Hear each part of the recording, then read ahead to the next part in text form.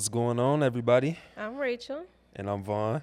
and you tuning into Between Us. again. We are back like we never left. That was very quick 2 weeks. It was. Didn't even feel like it at all. Yeah, I mean, Yeah. work-wise, yeah, but It's like it depends on how you look at it. exactly. Right. Exactly. So, what direction are we going in today? So we were playing, with two It's different a 6-7 things, hand a for little me. 6-7. We were going with seasons or reason. Mm-hmm. I was feeling like that should be the title of the I episode. like that. A season or a reason? Yeah. Okay. But I think we could flip it also into like our very first topic. Mm-hmm. And the reason behind that is having like a better understanding of the particular relationships that we're dealing with, Right. whether it's for a season Or or if it reason. was for an actual reason. Right. So that's what we're going to dive into when we're kind of like going into this first segment or this first topic. Okay. So That sounds I'll good. let you kick it off, my love. Okay. I think a lot of us struggle with determining what really is a season or a reason, especially whenever it comes to people. Absolutely. I think a lot of us hang on to people in our lives a lot longer than we should, and those seasons have to end. Each season changes, and sometimes the people got to change with the season. Yeah. What's your thoughts on determining when it's time for that change? I'm gonna be honest. This was probably like the biggest lesson that I needed to learn back in like 2014 when I first went off to college. It was really hard because I was always just so used to like always just having people around me for the longevity, Right. especially like when it came to like my family and things like that. Like no matter how much we got into it, like we always still stayed connected with each other. But when it came down to me like having to understand the concept of if somebody hurt you in a type of way and it's not for you, then you need to leave that alone. Right. But I think it took for me to go through a couple relationships in order for me to like truly understand like what that truly meant. But I can say now I have a way better grasp and a way better understanding of that. And I know my self-worth and I know my self-value. I like that. So just to clarify, because of your upbringing of, we're family, we got to stick it out. It just is what it is. Yeah. You didn't truly learn, when to differentiate the season or the reason until you became old enough to be in a relationship and Exactly. know that you can actually drop somebody off at their doorstep. Exactly. Got you. Okay. Exactly. Okay. Exactly. And I want to ask you, when was it, at what point in your life were you able to kind of like differentiate a season or a reason for particular relationships with you? I honestly feel like it took me a little longer than what it should have been, just because my upbringing was just so bright and cheery, and I was raised to believe that people could do no wrong, no wrongdoing at all, right? Yeah. So growing up with that same idea of how everybody was in the world, I applied that to people that I came across once I left my household and, got a job and things of that sort. So I had a very late start to realizing when to drop people off at their doorstep. Probably truly getting a grasp on it within the past 4 years. How soon has it been for you? Man, if it was 4 years for you, shit, I think it was probably like 5 or 6 for me. Okay, so we're pretty close. Yeah. We're learning together. Exactly, Okay, exactly. that's I not too will bad. say this though. It took for me to be around you, which is crazy, right? Wow. Because it seemed like we both had like an upbringing that kind of like sheltered us Yeah. from like the true reality of the world. Shout out in to a our sense. parents. Shout out to Good them. job. Good job. For real, for Yeah. real. Because it's like we really didn't understand the real grasp of the world until we actually got out there and started like Facts. making like different connections with different people. Right. But yes, it was at least like 5 to 6 years ago when I can truly say that that's when things started to like make sense to me.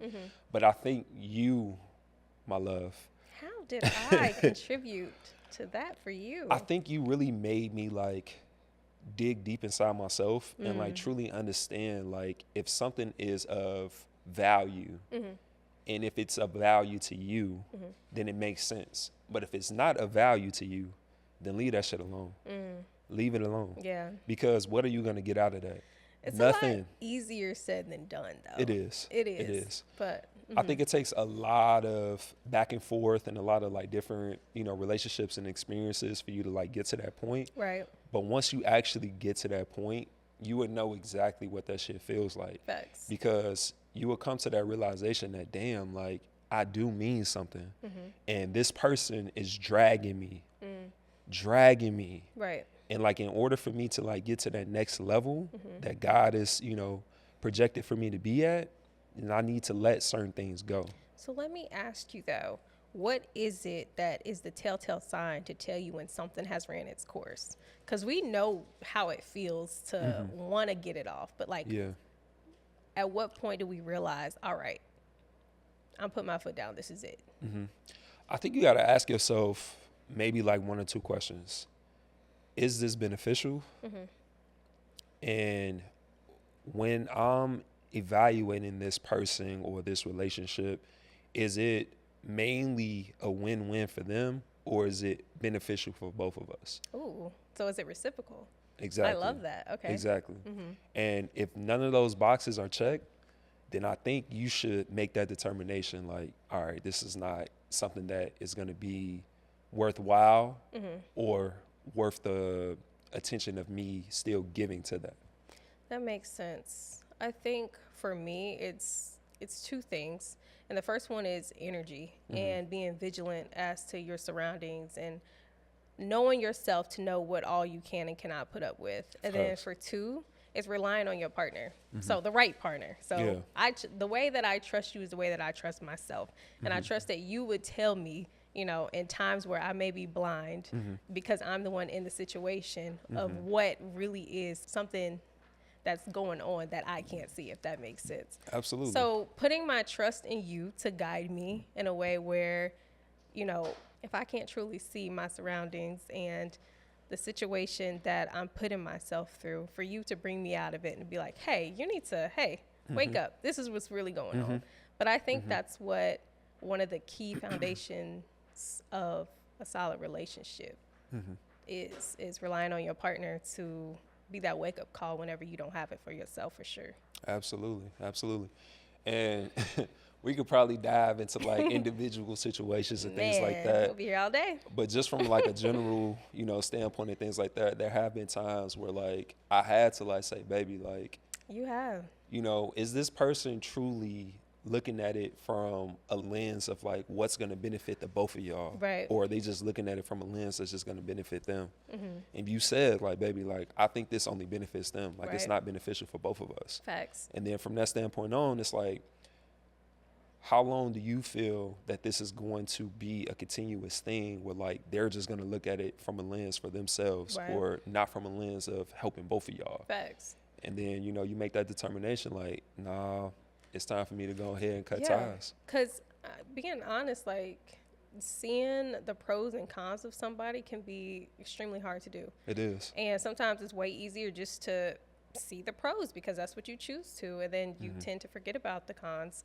But, a practice that I've learned is getting a sheet of paper and on one side writing your pros of the person and on the other side writing the cons. Don't put them side by side because you'll get to, well, maybe that's a pro, maybe that's a con. You start to, no. Got to flip the page, right. But it's a very proactive exercise to really determine if the pros outweigh the cons. Yeah. So what is a solid practice for you? It may not be something so physical as to, writing it out, but what's something that has helped you determine or make that decision?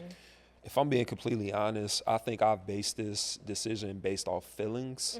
I think that's a really great tactic that you have, like being able to like write it out. Yeah. I may want to actually add that to my bag because that makes a hell of a lot of sense. Yeah. But I think for me, I just go off of, maybe one or two feelings that I felt. And if those were negative, and I'm just like, how many positive feelings have I felt? And if my positive feelings outweigh the negative, then I'm like, okay, maybe I was just probably interpreting some of those negative opinions maybe in the wrong way. But if it's like truly valid and it's like a true negative, like this person is like really trying to like put me in harm's way, or like something that's just like irrefutable, and I'm just like, yeah, nah, this ain't it. Yeah. Then that's when I try to cut ties and like leave it where it's at. Right. But I think being able to like look at it from a physical standpoint and writing down the pros and the cons, that's a really great idea. And that's something that I may want to Well, I will implement Yeah. going in the future. So Yeah, that's what's up. I'm glad that it can be of a service to you as it has been to me, especially with, friends. Yeah. Yeah, that's it's a hot topic. yeah.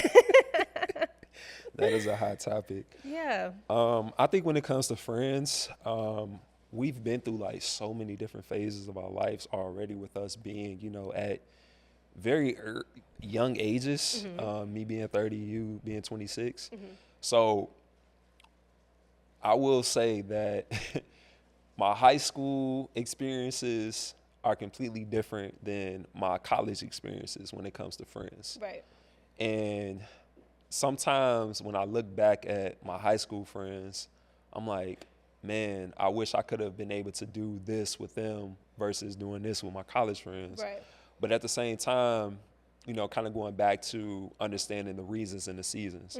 I understand now that I done got older that my high school people were there at that point in time in my life when I needed them, because at that time, that was the reason why they were there, and that was the season for high school. Yeah. And then looking to, my college friends now. But for you, my love, when you look at, the friends and things like that, what was kind of like that factor for you of knowing like this person was for that reason and then this person was for that season? I noticed that we lost common interests. And when it gets to a point, where you no longer can fill each other's cup up, feels like you're pouring into a broken vessel. Yeah. And it's no longer reciprocal. And I'm just pouring and I'm pouring, and I'm not receiving back. That's one of the biggest takeaways for me, to really take a step back and it's like, wait, why do I feel so drained? You know what I mean? It's because I'm not receiving as much as I'm giving. Then we, like I said, like we don't have anything in common. We're searching for things to talk about, searching for things to relate about. Man. There's nothing that we can share common ground with here. But what helps me cope with this, though, because we're talking about seasons and a reason, is I like to pick up the analogy of life is like a video game, You done said that a couple times. I will keep saying it because I will Hit the die little on this Mario power hill. up. Yeah, life is a video game. Like, you eat the right power berries, you level up. You eat the Exactly. wrong ones, you die. Yeah. Or you'll stay stuck on that same level. It's important in your own video game to eat the right power berries, have the right community around you, keep the right people around you, the right crowd, the right mindsets, the right mentors, all the right things, and you'll find yourself exceeding on levels that you could never think of. And then you look around, you're like, damn, where's everybody at? They still at level 1. Exactly. They still at level 1. Yeah, and I think that truly stems to the mindset at the end of the day. Like we could talk about seasons and reasons and things like that. Yeah. But I think it really boils down to the mindset that most of the people have, and you trying to surround yourself with the same people that share that same mindset. Let me ask you, do you believe all birds of a feather flock together? Do you Depends believe that? Depends on who it is. Depends on Depends on who it That's a is. cop-out. Nah, I think if I'm being completely honest, I think it's maybe 35 to 40% the truth in that. Oh, okay. Because I think if you don't have a very strong mind, then you can fall victim to the people that are around you because of their influence. But if you have a strong mind, then you're able to maneuver and like really put yourself in that position where like, okay, if they are doing certain things that's not going to be a benefit to us moving forward in the future, then let me surround myself with people that have a better mindset. Right. So I think that kind of stems back into that, yeah, it's definitely a season and a reason, but at the same time, like it's a mindset behind that as well. Facts. So, I feel like we've both been in the place where we've tried to determine who's in our life for a season, who's in our life for a reason. But where do you feel as if you are at now? Right now, I think I'm still trying to figure out certain people, especially when it comes to friends. And the reason why I say that is because I also have been in a position where like certain opportunities have came about and it has caused me to like grow and like expand myself into different areas and different spaces. Right. So like some of those friends that I used to have close ties with we're still cool, but we're not in that same space and we're not in that same place anymore. So I would say right now, I'm looking at it from a standpoint of what's the reason for this person. And if we can still continue to foster like a great relationship, Right. then hopefully later on, maybe like in the next 3 to 5 years, we can still be as close as we are, but now we're probably like in a better space, in a better place together. But if that's not, you know, the trajectory of where we're going to go, then just being able to lead that person in that season. And I feel like God has done an amazing job at replacing those people when that season is up. I feel like, you know, you will go through different seasons as your life continues to change. Like, you know, you had your high school friends and your college friends, and now we're engaged. So now the next step is going to be your married friends. And I feel like that's imperative, you know, to continue to grow you, because you want your birds around you. I don't want to call your people birds, but you know what I mean. You want to all flock together. Exactly. You want to continuously uplift each other when life gets hard, when marriage gets hard, when things with me get hard. And that's just, you know, keeping it real. So I don't think it's ever a loss, more so the shedding of dead skin and preparing for a new season for sure. Absolutely. I want to hop into our next segment that asks the question, what would you do? So the question is, I feel like the spark is gone, but I don't want to give up yet. Is this something that I should continue on as a season, or is there a reason that I need to leave? It's a great question. I think it's going to be having that conversation with your significant other and understanding like why that spark may have left. And then from that determination, trying to figure out different ways to, you know, probably do counseling or probably do some type of therapy or something that's going to involve both of you guys coming together in order to kind of build back on that spark. But you got to also understand if that's like a sole motivation for the significant other as well. Right. That's important. You know, that's what it's really going to boil down to, because because only one person feels that way. Exactly. Then what? Then if only one person feels that way, that's a kinda really crazy. tight. That's a really tight situation. living I'm in not gonna La La lie. Land. Yeah, but it boils down to the fact of truly understanding. Okay, what do they want to do to move forward, or what do they want to do in order to, you know, help the relationship get back to that point? So have you ever been in a relationship where the spark is gone? You may not be in love with that person as much. You kind of want it to end, but you just keep it on for whatever reason. Like, has that ever been your experience? If I'm being completely honest, yes, it has. Ooh. And I was the person that experienced the why do I want to continue this relationship when I know that this particular situation had hurt me the most. Right. But I still looked at it as if like, okay, I still love this person and I still want to make it work. But deep down, I knew that I was hurt.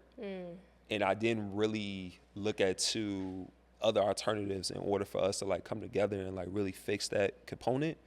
But I also feel like too, like that person that I was in a relationship with also didn't really come to the table with like wanting to fix it either. It was kind of like, Gotcha. all right, that happened. Like, all right, let's move forward. How are we gonna move forward if we can't even address like the situation that happened? So how did you get to the point of ending that season then? Because it kind of sounds like y'all were just both, you know, at odds with it. If I'm being honest, I let that person end the season for us. I didn't really know how to navigate or like really know how to like really press the right things in order for me to end it myself. Yeah. Because again, I was still kind of used to my family upbringing. Got you. If anything happens, like we're still together, like no matter what. So it is what it is. Keep pushing. Right. But I knew deep down inside, I felt like that love wasn't there no more. And I know it was wrong on my behalf of still trying to continue something when I know that I didn't have that love for it no more.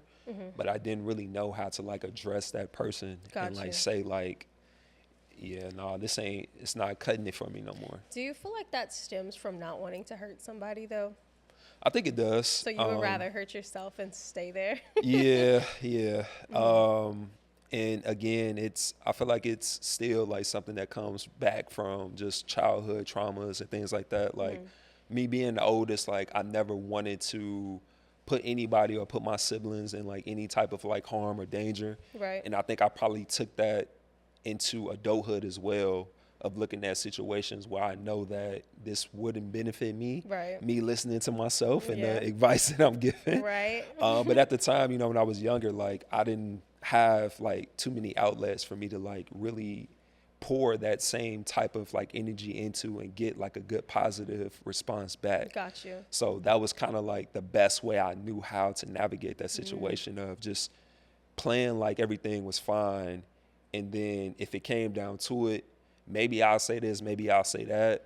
But You got ultimately, all right, this is the ball is in your court. Right. You in this shit, and then we'll go from there. Yeah. But you know, I wish I could have had that encouragement, or wish I had that confidence to end that shit the way it was supposed to be ended, Properly. and not continue something that I knew in my heart of hearts that I didn't really want to continue to keep going down. I like that self-reflection, and I think that brings me to, you know, how we raise our son with a very open line of communication, because not only are, you know, we raising him to the best of our ability, but we're also raising him to be a person of society, raising him to be a future husband, raising him to be a future father. And it's the little things, like you mentioned childhood trauma. So it's the little things that, you know, you plant those small seeds so that way they can blossom in the future. Like Aiden has a very, very, very open line of communication with us. And, you know, it teeters a point, but, you know, we're learning ways to effectively communicate, get your point across, but still be respectful at the same time. So do you feel like, you know, if given that same window of opportunity, you would have been able to handle those tough situations a little better? Or do you feel like that's something that you just had to go through and learn as an adult? Hell yeah. Like if I had our parents, like us as parents, I feel like a lot of things would have been different. But at the same time, I do feel like there's a reason and a lesson in everything that we go through. Facts, truly, yeah. It truly is. So I feel 50-50 on it. Right. But at the same time, I'm glad that I was able to endure and go through that situation, because now I know how to help our son and help him navigate in those situations. Yeah. And hopefully I do the best job, and we do the best job that we can. You're doing a phenomenal job. Thank you, baby. Yeah. Thank you, baby. You're I'm learning from you. Stop. But no, I think too, just, you know, being confident in the way that I feel has been like the biggest barrier that I've been able to overcome. And that solely has came from me being able to have those open and honest conversations with you. And that has literally translated to me being more vocal in the way that I feel in any space that I'm in. I don't care where I'm at. Facts. Like if somebody rubs me the wrong way, or like any situation comes across as like some bullshit to me, I'm calling it out. As you should. I'm calling that shit out. As you should. So I feel like, you know, in order for us to get there, whenever we were dating, some fun practices that we did was we would call them a date night at home. Yeah. And I would go and find these questions on TikTok. They would be like the hard questions. I really just do that because I just like to do a deep dive. Like, why do you love me? But like, it became more fun to like find the hard questions and then find ways for us to be able to communicate, and just really giving you that space to know it's okay. Like I would rather you say how you feel and, you know, rip the Band-Aid off rather than find out on the back end how you really feel, than having to, you know, recover from that later on. Just tell me how you feel. Very blunt, straight up. I can handle it. And I know a lot of women say that. So do you feel like that's a fear for men whenever their woman or their partner's like, oh, I can handle that? Yeah. And then you voice how you feel and then you get a negative reaction. Yeah. I think, and I personally experienced this, so I can definitely talk on it. But just from a general perspective, I definitely had a situation where like a person literally wanted me to be as completely honest and everything, and I gave them that. And they were just like, wait, hold up. Like, that was a little too much. And it's just like, wait, hold on. Like, what the hell you mean? How do you navigate feeling comfortable to be as bluntly honest without knowing, like, I'm not going to hit you with a rolling pin?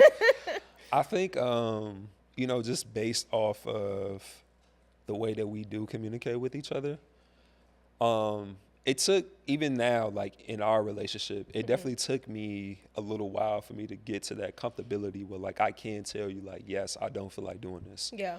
I think what kind of helped me get to that point is you just being able to like reassure me every time that I'm in that moment, like, baby, like there's no hidden agenda behind this. Yeah. Like I truly mean what I say. Yeah. And I think every time hearing that has been able to help me feel more comfortable and like Got saying you. like, look, baby, I don't feel like doing that. Yeah. And being That's able to okay. like move forward or like figure out a different alternative or Right. like letting me have that time to like just do or just be in peace right there, right then and there. Right. And then following up or like kind of like, you know, starting back up at a later time or something like that. For context, I work remotely and you work a really nice hybrid schedule. But still, I feel like, you know, you come home probably a little bit more exhausted than me because you've been out talking with doctors all day, like Bruh, doing what you do. Like numerous of meetings. I see it in your eyes when you come home. That's why I'm like, oh, I know what's going to cheer you up. Let's leave the house and go do something fun. No. Yeah, no, you be ready to crash and go to sleep. And that's something that I'm happy that you communicated with me, that, you know, I'm not irritated with you. I just need to decompress. I never want you to feel like you can't tell me what you need and I can't give it to you. Because and that's an open line of communication that we started where I basically asked you, like, always tell me how you feel. Because I feel like you're going to get to the point one day, if you're always saying yes when you want to say no, you're going to end up having built up resentment towards me. And you're just going to be like a shaken up Coke bottle that explodes out of nowhere. I'm never going to know what's going on. I think you are completely right, because I feel like got to the point in like previous relationships where it was like me always just saying yes in certain situations where I didn't want to do something. Yeah. And it was like a subconscious like built up resentment. And it's crazy that you touched on the shit and it's like I didn't even know like what the hell it was at the time, but it really did stem from the fact of not truly being able to effectively communicate in certain situations.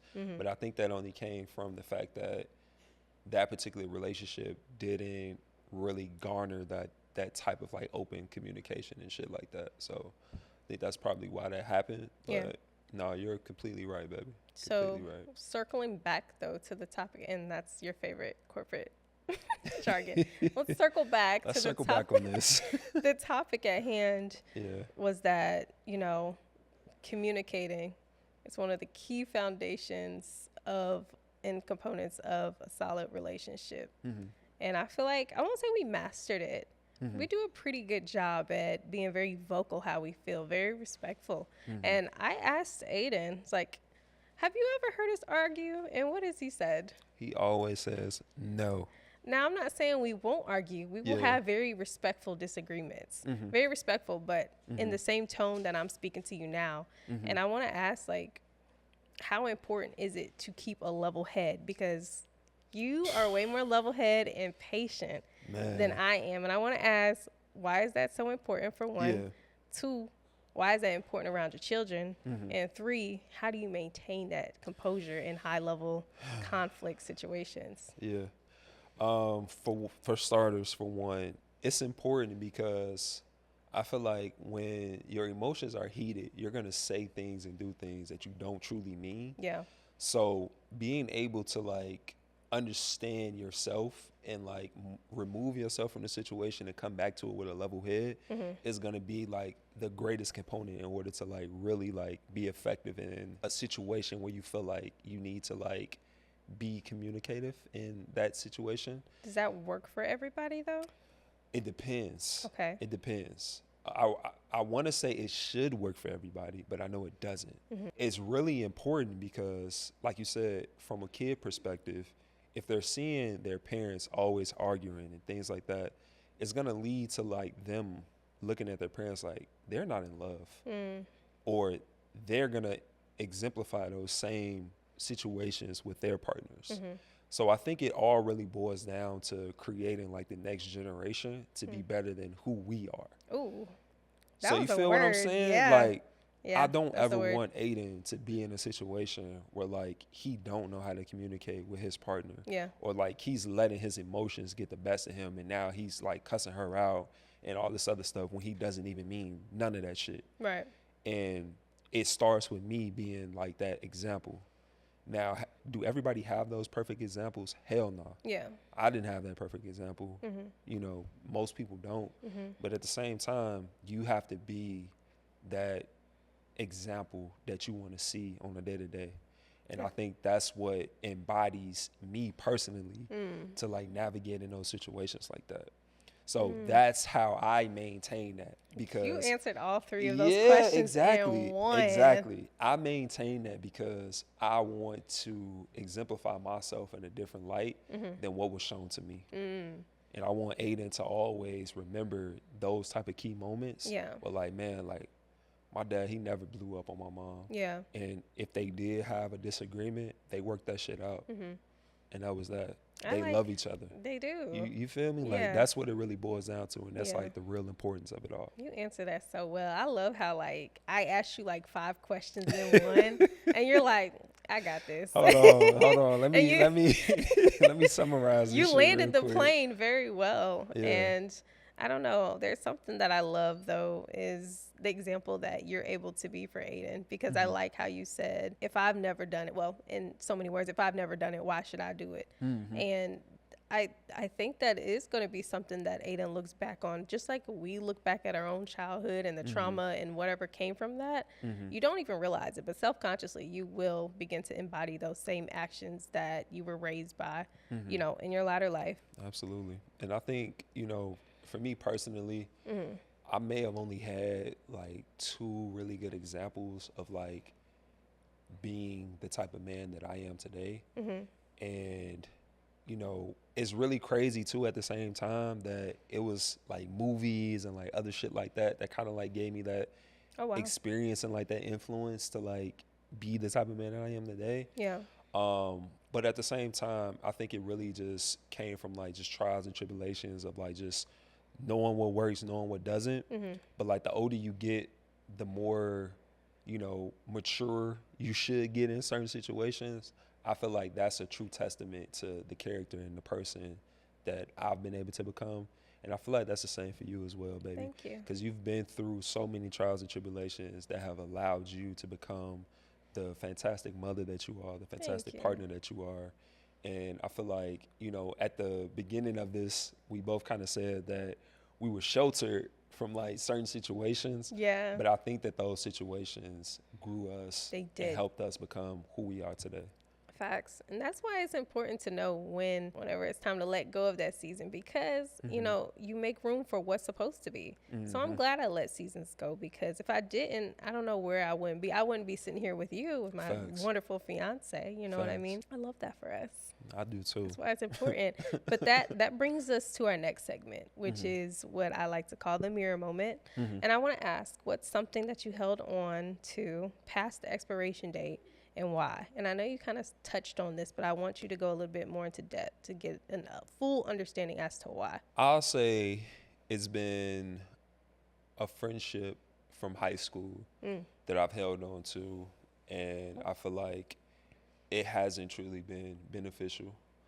And reason being is because I feel like I've been that person that have tried to like pour into this person, help, you know, bring this person to like certain environments to like really help them grow. And it's like every time it's always been like a spit in my face. And I'm the type of person where like I'm gonna keep at it until all the signs says no, or that person just says like, bro, like fuck off, leave me the fuck alone. That's a blessing or a curse, truly. It is. It is. I think it's more of a curse in certain situations, but I think for me, knowing that I have like that resilience to like still stay persistent in certain things is a curse. But at the same time, like I know that I've dragged myself through that situation knowing that I probably should have cut it off. And I feel like now being able to talk about it, this is like a new therapy for me. But being able to talk about it now, I've came to that conclusion that that friendship no longer serves neither one of us. Right. And it's time for me to like leave that shit where it's at. So that's the realization that I've came to maybe like in the last 2 months. Oh, wow. Especially since it came to, you know, having a better understanding of planning our wedding the right way, making sure that we're doing like the That's right things. so important. So I think being able to look at it from that lens Yeah. of the importance of the wedding Mm-hmm. has like really helped me determine like, all right, this relationship isn't beneficial. It makes me happy that we didn't get married in such a rush, though, because Mm-hmm. I feel like we're allowing ample time for people to really show their true colors. Because as we go through new seasons together, that's when new demons, new levels, new demons, come out, and learning to navigate that together. I feel like that's why God wants us to be a continuous union, because there's just things that we wouldn't be able to fight properly by ourselves. So yeah, you made a good point with that. Yes, ma'am. And I want to pose that question to you and get your perspective on, that particular relationship that you kind of had to leave. A relationship that I held on to past the expiration date was probably my ex relationship. And I can't even lie. The reason I held on to it for too long is because I didn't know how to love myself properly. And, I believe wholeheartedly that you should love yourself before you enter into a new relationship. Absolutely. But I will say that I learned a lot on how to love myself through the relationship that we have. And that really was like a black and blue comparison. That wasn't good. That was like, a night and day comparison, and there's been times where I've told you things that have happened in my past relationship, and you look at me appalled, like, girl, what is wrong with you? Like some of the things you put up with, and then except it's just like, when you meet the right person, they set the bar so fucking high that like nobody can touch it. And it has been a very humbling experience to realize, like, yeah, I really held myself back. And I feel like, when it comes to holding on to relationships that aren't meant for you, everything will continuously go wrong because God is just steering you in the path of it's not meant to be. You're forcing it to be. It's not meant to be. It will always go wrong. And in that relationship, everything went wrong, and I was still trying to hold on. Yeah. And, that just, it brings me to the comparison of the relationship that we have and how everything is as simple as breathing. And like, as corny as it sounds, the love songs make perfect sense. Like, you got me singing in the shower, like, they make sense.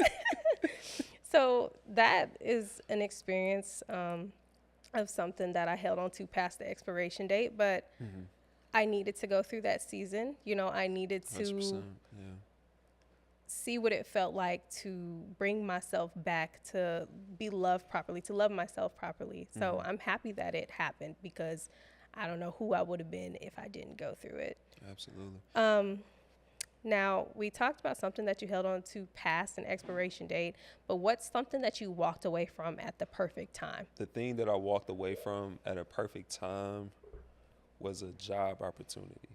Ooh. Crazy. It's so like left field. Oh, wow, that's good. But the reason why I say that is because had I would have took that job, I don't think I would have met you, baby. And this job required me to pretty much move to Indy. Had I would have known, or whatever the case may be. That's nothing but God right there, though. It was. That's nothing but God. Was that like a gut feeling, or what was that? I think the sole motivation at the time was like based on family. I didn't know like God's plan was like in the next 6-7 months. Yeah. You're also about to meet your wife. Oh my gosh. I like how you said that. You know what I mean? Like, it was crazy. Yeah. But I think that was like something that I walked away from that had I would have known, or I'm glad that I didn't know. Yeah. But it really worked out in my favor. Now, when we're looking at like relationships and things like that, I will say it was probably like a friendship that I walked away from that if I probably would have stayed connected with that person, my life probably would have been dragged down through the mud. Ooh. And I probably would have been in a crazier situation, maybe locked up, whatever the case may be, had I would have stayed friends with a particular individual. That's important, though. Yeah. Like, the wrong crowd will really bring you down. I guess that's the birds of the feather that do flock together, huh? Yeah. They will. That's exactly what it was, Yeah. man, like, for real. And I really accredit my mom and God because, well, God and my mom, But the reason why God understands. Yeah, exactly. The reason why I credit that is because God knows my heart. and God knows the direction that I need to go in. Right. And I feel like my mom was the vessel of telling me all of those things that God was directing me to go Yeah. into. God will definitely use people to push you on that path. And sometimes it could be your own kid. Just says something and you're just like, oh, I was meant to hear that. Noted. Exactly. Got it. Okay. Exactly. But for you, my love, like, what was that, particular like situation that you had walked away from that was kind of like a benefit for you? Um, that would probably be the longest relationship that I've had, and that was with my best friend at the time. And I'm not going to get too much into it because, bygones are bygones, and it's still a situation that I'm healing from. Yeah. But I feel like I walked away at the perfect time when God kept showing me after all the chances that I kept giving. Because when I say it was a long relationship, and I just feel like with a long relationship, it's okay to have miscommunications and it's okay to fight and argue and, all the things. But when you keep having to tell somebody to be a good friend, like more times than what you need to, nobody has ever came to me and had to tell me how to be a good friend. And even you started asking me like, but would you do that though? Like you would keep posing the question. That's why I say like it's important to have a partner that you can trust and rely on to take away the blinders because you're in the situation yourself. So, I would try to bargain and reason and be like, well, maybe because of X, Y, and Z. And you would be like, but would you do that though? And I feel, and I thank you so much for that because it helped me to, lay it down, walk away from it. And God literally has helped me become a better person after finally putting that down. And each time, you leave a season, you always walk into a new one. So I'm excited to see what's to come in our new season for me, for you, for our life and our 100%. Friendships and communities and all the things. Oh, it's going to be a very bright season for you, I'm so excited. Because I feel like at the end of the day, your heart is so pure. Thank you. And like you truly pour into the people and expect nothing from that shit, bro. Yeah. And like that is a true testament to your character and just a true testament to who you are as a person. And I be feeling bad for like certain people that like miss out on like that opportunity to have a true genuine ass friend like you. Thank you. Because the people that are around you and get that opportunity to be around you and get that opportunity to be blessed by you, like, bro, it's a whole nother level. It's a whole nother fucking level. And like, and I'm so grateful and so thankful that we started off as best friends because I truly got to understand like who you are. Right. And then it translated to us becoming, more intimate than that. Yeah. But at the same time, it really truly started off as a best friend. It and I was just like, if this shit doesn't even work with us, like being intimate, like this is still going to be somebody that I can rely on as a fucking best friend. Yes, facts. Because when we connected, like we just never stopped from day one. But I do appreciate that. And it reminds me, when I was recently having this prayer for you, like I cannot wait for you to genuinely find your community of people in this next chapter of life, that are going to be the people to pray for you, to push you, to motivate you, that's going to be at our doorstep. Like, can your husband come outside to play? I'm be like, yes, come get him. I'm so excited for you because those people are going to be so blessed. You have always showed up, for everybody in your life without a shadow of doubt. And there's just not a lot of people that do that anymore. Yeah. Like, there's really not. I don't know what's going on. It's like a drought of like real true community, but we will find ours. And I'm excited to share that new journey and that new step with you. Yes, man. I heard we got some questions. You got our Q&A questions. I do. Okay. Our next segment is Q&A with Rachel and Vaughn. So, starting out with the first question. It says that my girlfriend calls me emotionally unavailable.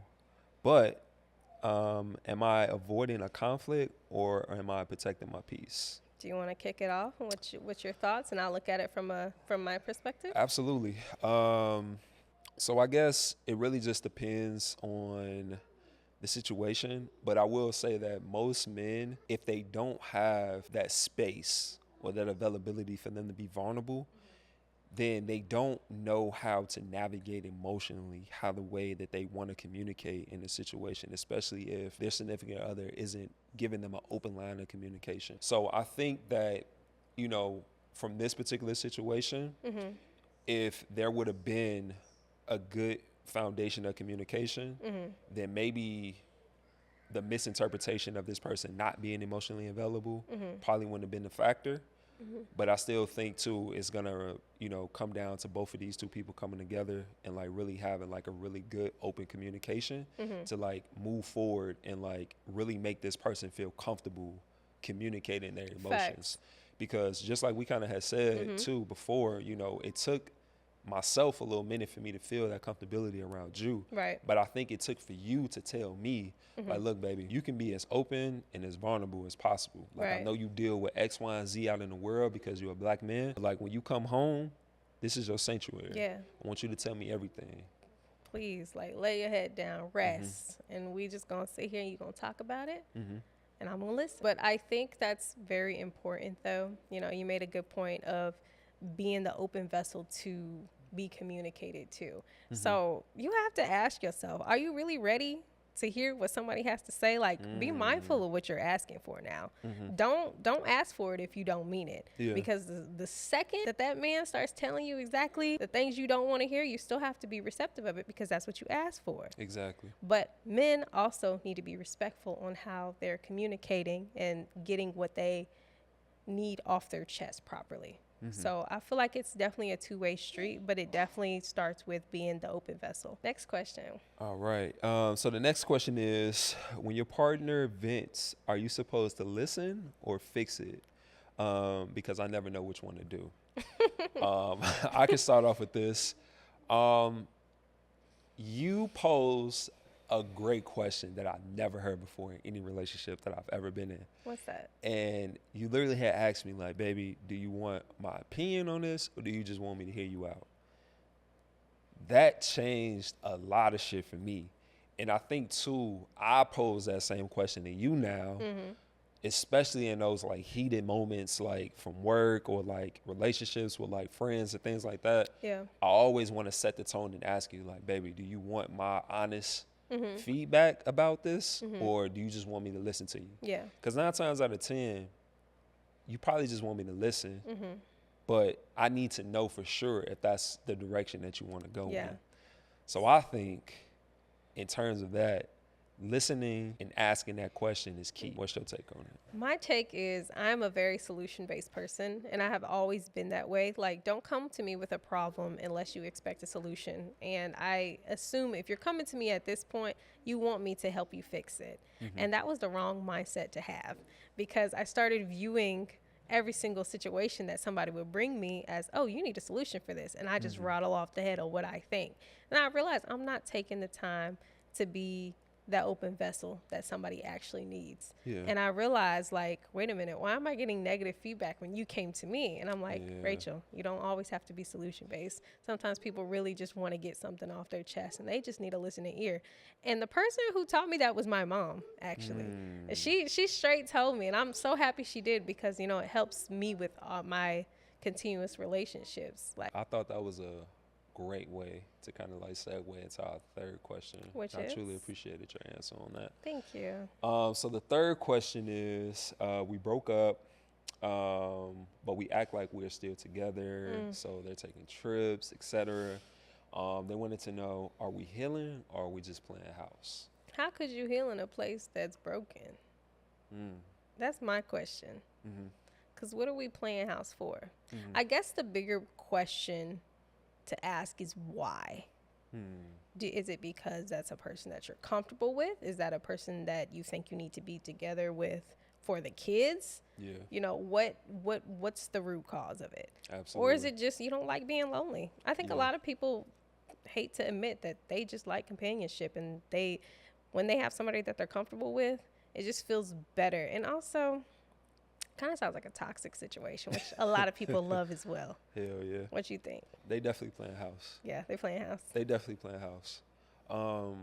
I've seen this in multiple different situations and multiple different, you know, relationships. And like you said, it really does boil down to you asking yourself that true question: why the hell am I like still dealing with this Yeah. person when they've showed me numerous of times the person that they are? Right. And I can only speak on certain situations, but there has been times where like I've witnessed like people literally drag somebody through the mud like their whole entire relationship, and they still bounce back and still like look at this person as like knight in saving armor or whatever. And it's just like I really want to do a deep dive on their brain and like really They ask them enjoy that. like, That's fun to them. what is that? It's a thrill. It's is. adrenaline. Like is. I think what it is, and that probably stems from somebody's childhood, but it's the thrill of being wanted in a very fucked up way. Yeah. It's like, oh, it's a deep dive, honestly, like trying to pinpoint the pieces. But from what I think is, if somebody has to have a loving relationship, but we have to be broken up in order to have it, it's just that toxic ass narrative of, yes, that person wants me, no, we're not going to be together, but it works best in this very fucked up scenario. Why though? Why does it work like that? Yeah, I think you really hit the nail on the head too, because in certain situations it's always, well, I ain't gonna say it's always, but like sometimes they do try to use the kid as like a crutch in a situation like that. The kids hate to see y'all together. Don't do that. Like y'all not exemplifying no type of like affection or love kids are at miserable. all, bro. Jesus. But okay, let me ask you this though. Do you feel like there truly is no saving it at all? Because hypothetically, what if they separated to take the time to work on themselves, still in the same house? Let's say y'all stuck in the same lease together, but you guys are actively going to therapy, going to church, like doing all the things. How is it different? Are they not still playing house? Yes, they're definitely still playing house, but I think they're playing house with a true intention and a true purpose in order for them to get past that barrier to help them get back together. Gotcha. And I think if you are actively going to like a therapy or counseling and going to church, those three factors in my eyes really exemplify y'all really trying to like get back to a good groove in your relationship. Right. What's your take on that? I agree. I absolutely agree. But I think you also have to keep in mind, if you're going to include outside opinions when you're going through these transitions, you're going to have a lot of yapping and mouths, circling your relationship. And I think that's something that we talked about, because you made a very good point where it's important to not share too many details of our own personal relationship with outside people, because I may forgive you, they will not forgive you. So what made you come to that conclusion? I think just based off of like relationships that I've seen growing up, once when the family gets involved and you kind of like paint that person in a negative light, your family can't unsee that shit. Like they truly can't. Like I've been a victim of like a victim. I've been a victim of, you feel me, like being portrayed in a different type of light. Yeah. But I also been the person that has subjected somebody and seeing them in a negative light because of what they did to, my siblings and things like that. So it is a double-edged sword, but at the same time, once you know for sure that person is like, y'all are done. Like, that shit is over with. Yes. Okay, now you can start including like outside forces. Right. But I think when you're looking at it from, okay, counseling and therapy, these people, hopefully, like they sign an oath, but they're not going to look at that other person in a different type of light. Like they're there to like really help guide you guys and get you guys back to like what your relationship once was when y'all first loved each other. Versus if I'm going to go talk to my mom and tell my mom about some shit that me and you had went through, and I know damn well in my heart of hearts, like I still want to be with you. Yeah. But I'm just dealing with a situation where like I don't know how to communicate with you about it, so I want to just lean on somebody else. I don't think that that's beneficial because that one negative thing is something that my mom or like anybody else will probably remember versus 50 of the positive things that you probably already done did. Yeah. But it's always that one negative thing that somebody is always going to remember, which is crazy as hell. Yeah. But that's the reality of shit. So let me ask you though, do you feel as if, nothing should be shared at all with anybody? Because what if you do have that one person where they are unbiased and they know you both and they can look at the situation holistically and give you that positive, affirmation that, either you're right or you're wrong. Yeah. You need somebody that has that sound mind that can tell you, hey, you're wrong. And Facts. a lot of my friends use me as that person because I don't mind telling you like it is. Yeah. So is it always a situation to where when it comes to a relationship problem, it should solely be therapy and God? Or is it okay? How do you make that determination? I think it truly kind of depends on the severity of the situation or what y'all going through. But I do think that if you have that one or two people that do have that good unbiased Gotta trust them. opinion, Yeah.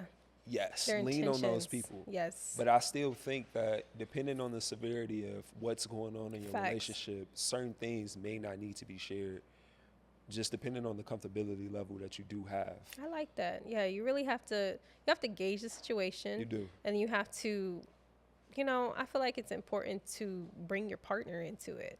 Like, hey, I'm disclosing, not to trauma dump on somebody, but hey, just let you know, I'm going to go reach out and are you okay with me sharing this?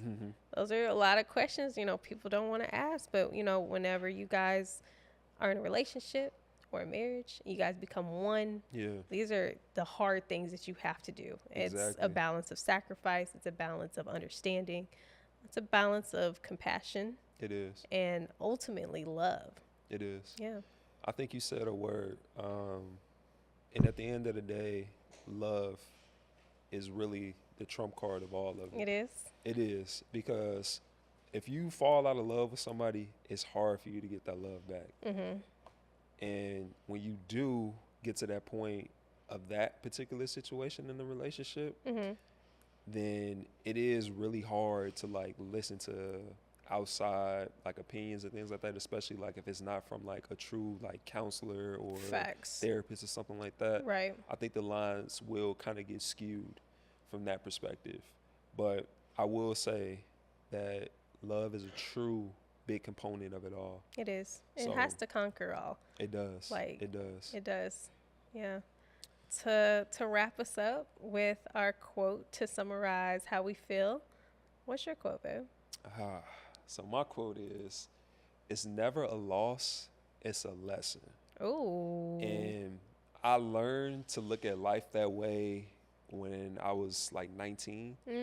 I feel like I had took the most Wise man. L's in my life. No, and I was just damn, why is certain things falling apart?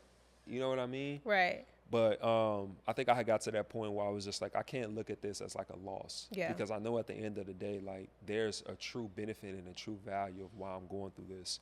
So I turned the loss into a lesson.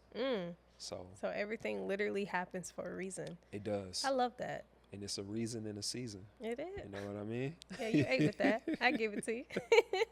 Yes, ma'am. What would you say is your quote to summarize us up? I feel like my quote is, you have to feel it before you heal it. Damn. That's a banger. Damn. I think a lot of people find ways to suppress, how they feel and what they're going through and, the waves and emotions of life through different substances, through ignoring it, through different outlets. Yeah.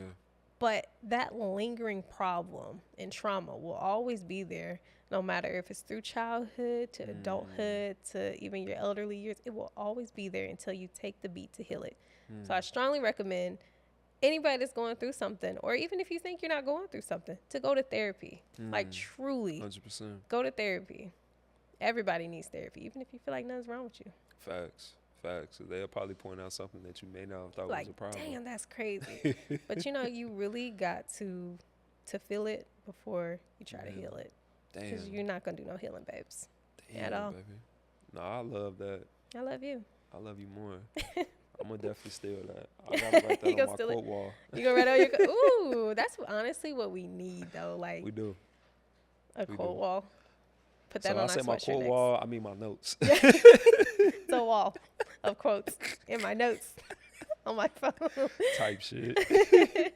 But nah, baby. I truly loved everything that we talked about in this episode. I truly love like your perspective on a lot of things. You know, without you, without God, without everything that we've doing, you know, I don't know like where I would be personally. So I just want to say thank you for like just being that voice of reason in everything that we do.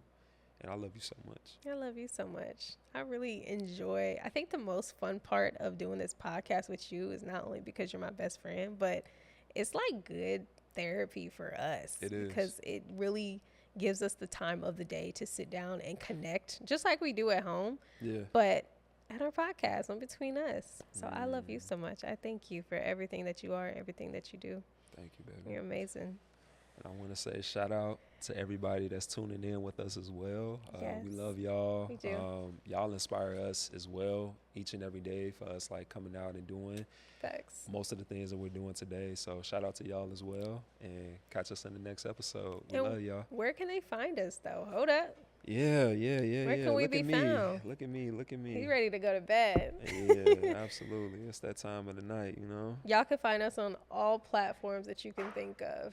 Every last one of them. You search it, we're there.